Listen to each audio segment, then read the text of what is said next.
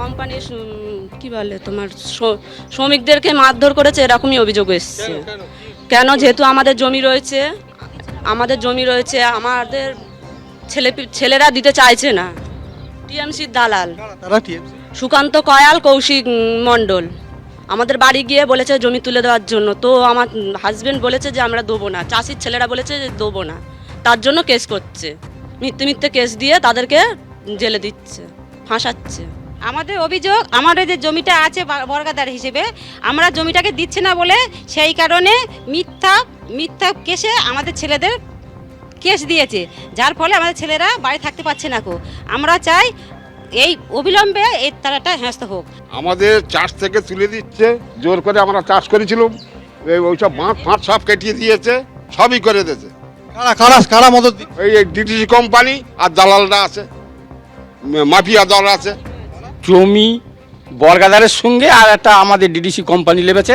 এই কোম্পানির সঙ্গে একটা ঝামেলা হচ্ছে কি, কোম্পানি বর্গাদারের সমস্ত জমি তুলিনি এবং কিছু জমি এখনও পর্যন্ত বর্গাদারে বাকি আছে।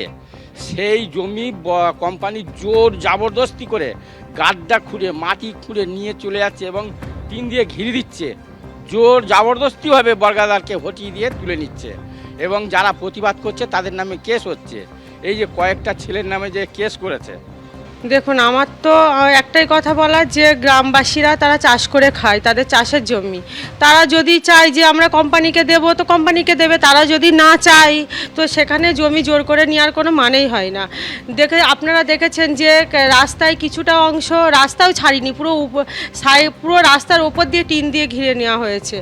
তো আমার একটাই বক্তব্য যে চাষিদের জমি চাষিদেরকে ফিরিয়ে দেওয়াই ভালো। তারা চাষ করে খায়, গরিব মানুষ, তাদের জমিগুলো যদি কোম্পানি নিয়ে নেয় এইভাবে, তো এখানে তো চাষিরা প্রতিবাদ করবেই।